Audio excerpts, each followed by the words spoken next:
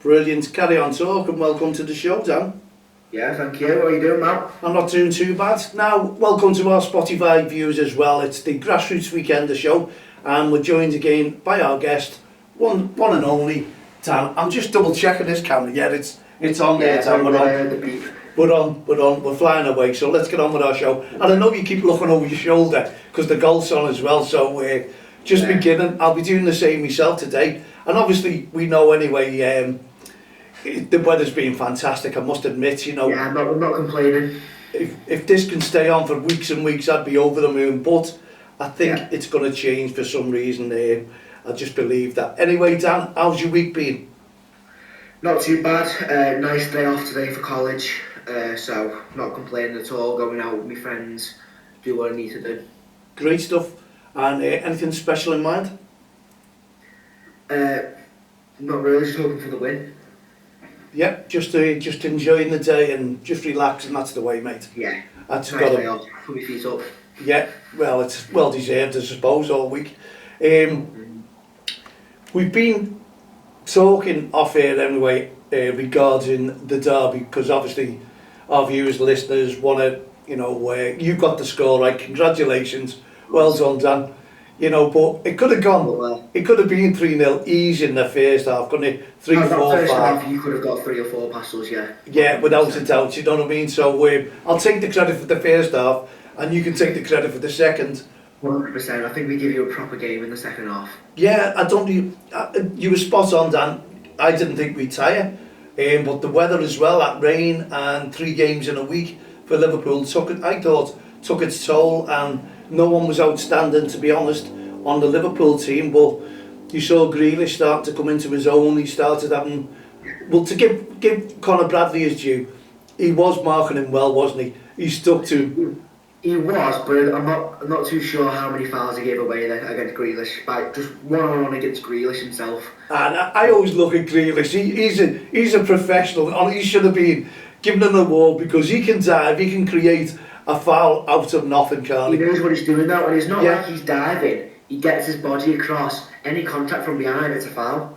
Well, yeah, if there's any contact. But you look at these, they're built solid, these players. They're adults, and yet they fall over like flies, don't they? I'm not talking just about Grealish. I'm talking about quite a few players. You know this, where you put your hands up on the back now, and they dive forward. Come on. If that was in the street, they'd just look around, wouldn't they? And say, what are you doing there, mate? Yeah. But, and the gain in the free kicks. On the shoulder and they're going down like a sack of spuds. Oh, it's pretty common now, and I don't know. I feel like referees should be more upright on that and possibly start giving free kicks in the opposite direction for simulation. Yeah, and because if you issue a yellow card for that, which you can, then it'll reduce it a lot. Yeah, but what's your thoughts on the yellow card there? That was given in the derby, by the way. Nowhere near a yellow card. What they're saying is he told them a few times not to be taken, wait for the whistle, which that's his way out. That's a good, you know. And he said he wasn't waiting for the whistle, and he told them half a dozen times on free kicks. But as again though, when the free kick is given, it's yours to take. It is, yeah. Obviously, yeah, understandably, maybe 30 yards in, maybe just on the outside of the box, wait for the whistle because you're going to most likely shoot. But when you're playing a short pass to Grealish by a 10-yard pass and you're on the halfway line, no need to wait for the whistle there. You're not going to score from there, are you? No, well, you wouldn't have thought so, no, because they're going to cross it. But every time, if you look at that, what happened on that free kick when they were taking it very quickly? Every time the referee did pull them anyway, it was a better free kick, and you created a lot. And I was thinking, well, all the moaning, and yes, you could have actually scored from these free kicks because it was you were getting it wide, weren't you? And obviously to Grealish all the time to take Conor Bradley on. It was, you could see the game they were playing, and it was working, I must admit. But again, in recent years over the derby, I don't think the atmosphere was like a derby, to be honest, and I don't think the game was blood and thunder like it normally is. It wasn't, no. Well, it was a 12:30 kickoff on a Saturday. Yeah. Rain's lashing it down. It was reasonably light in the morning, and then about 12 o'clock it started to hit. Yeah. That makes the fans not as eager. But in the past recent years, it's not been as big either. I think the only time it was big was with the end of last season with the equaliser for Tarkowski. Correct, yeah. But even before that goal, the atmosphere was dead. Yeah, you could feel it. It wasn't like a derby game. Like No, it wasn't. over Not the at all. years, you know, and I think everyone's talking about that now. Where's the atmosphere gone for derby games? What kinds of, as we say, fans are getting into the grounds? I'm not too sure. Will it be the same at Evans' new ground? Will it start off great, like a house on fire, and then will it sort of dwindle away? I'm not too sure, you know, what to expect on it. But then again, you done okay. You're overperformed in the second half, and then you go away. You go away to Wolves. We go away to Wolves and get battered. And they weren't up for it. It doesn't make sense. I'm not sure what David Moyes was thinking, to be fair. Obviously, he put out, okay, fair enough, a decent squad. But I thought you could have kept your normal squad. Maybe, obviously, Mark Travers in for Pickford.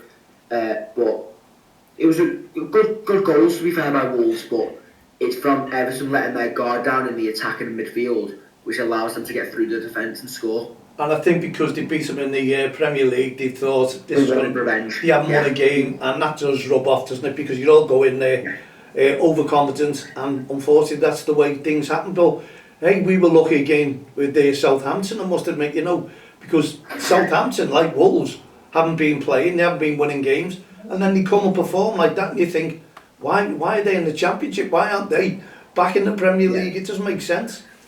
I know, and the also funny thing was the celebration For Ekitike. I think everyone's just baffled, aren't they? Everyone is just baffled why that happened. Why would you play in a Championship side? Okay, well done, you scored a winning goal. But fair enough, it was a decent goal. You scored your tap in. The play up before that was good.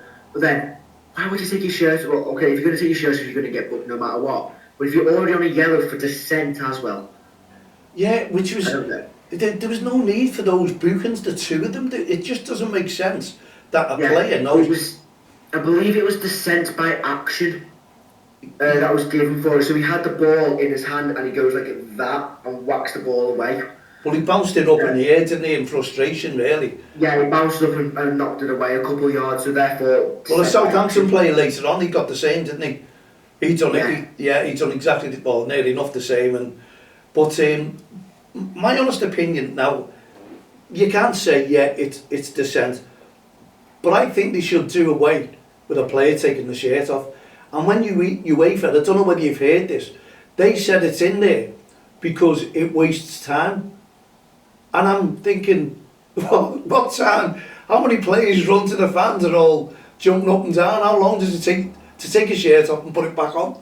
Put it back on, yeah. I'd understand that. And obviously sometimes people, you look at Balotelli, he's got a famous one, hasn't he, where on his underskin he had underneath his shirt, why always me as well. Yeah. When he took his shirt off for that, he didn't get a yellow, did he? No. But this is, you know, for any player who's celebrating, I think it's a petty rule. I really do. Taking your shirt off.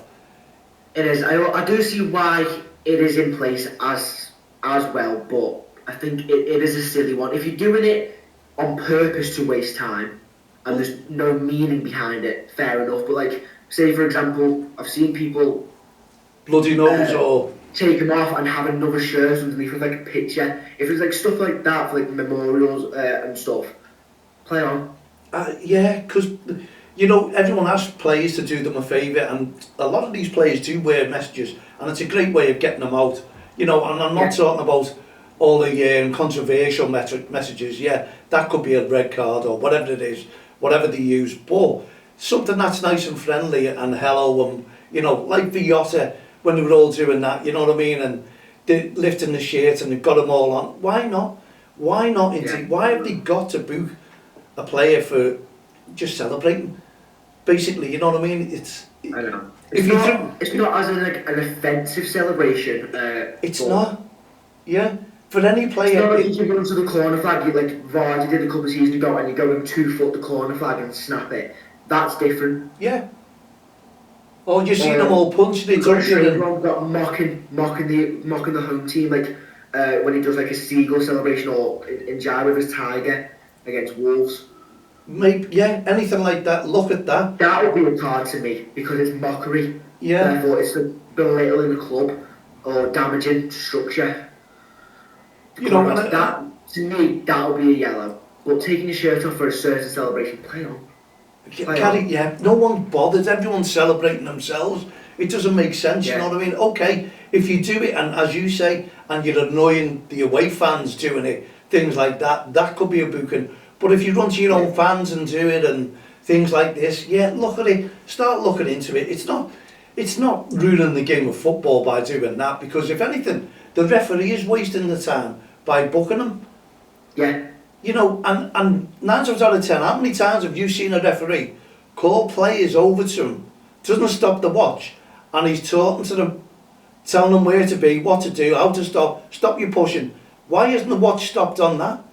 How many seconds are wasted on 30 things? seconds wasted by doing that, at least. Yeah, talking to a And it's player. like goalkeepers as well, when they're taking a goal kick, if they're taking forever, referee blows his whistle, stops play, keeps the watch going, runs over 20 yards, issues a yellow card, and by the time he's run back, that's another 30 seconds as well. There you go, so it could have benefited the team anyway, you know what I mean, if they're wasting the time. Yeah, exactly. Yeah, and I think what they should do as well, they talk about time wasting. I think the throw-ins, that needs to be looked at. I think there should be a second rule on them where they have to, someone takes that ball, don't drop it for someone else, they pick that ball up, they take that throw-in, end of. 8 seconds, like 8 seconds to take a throw in. Yeah, because it's going forever and they're walking up and down. Plenty of balls around the edge of the pitch that you have time to get and throw the ball. 100%, they're right to it now. So there's no excuse, that should be brought in, because that is the only thing that I think is wasting a lot of time in throw-ins in a football match, is doing that, because just look how many seconds are wasted. And as we just talked about, a little push in the back, look at that and start saying, do you know what, if your hands are up there, you've got to use force before you get a booking or a free kick. Everyone knows force. So if your hands are just there and then that player feels them and dives, no, not in a million years. Simulation of a free kick. And you can tell, and 9 times out of 10, the referee will get that right. The referee will get that right. No one could complain, and he wouldn't do it. They'd stop doing that and defend the ball, because again, that's time wasted, falling. But anyway, we've had our little rants, and we talked a lot about the derby, and I know that there's nothing been anything else out of the ordinary. The draw was done. The teams that they've all been expected to go through, haven't they? The ones that did, there was no. I think Grimsby, they were the only ones, weren't they? Yeah, Grimsby was a big shock. Yeah. Yeah. And But again, are they now in the 4th round? They're again, to Wrexham, aren't they? So that's an all, I thought Wrexham were Cardiff. Oh no, you're right. That's an all Welsh one. Grimsby, I don't think, they've, I don't think they've got as hard a team as what they wanted. You know what I mean? Get a Premier League team again, but hey ho, it's one of those things, and I do believe it's going to be a Premier League. Last year, you had a few teams. I can't see a lower team coming through. I think it's all Premier League. They're all going for it, even though they're making. Always will be 99% of the time a Premier League team in the final, no matter what. Yeah, in that sort of situation, you can see it, and that's what's going to happen again. Even though there's a couple of teams drawing against each other, we've got Palace on Saturday or Sunday, and we play them again in the cup. I'll just lower this one. That's the as we were talking about earlier on. That's the car finance.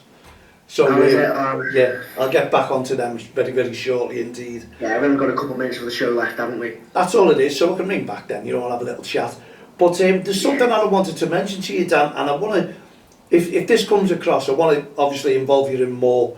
Now, you've not heard about it, and it's about World War One. You've done all that in your history and what have you. And it was the Christmas peace truce where you've heard about that, where they were playing football and then they stopped the fighting and things like that.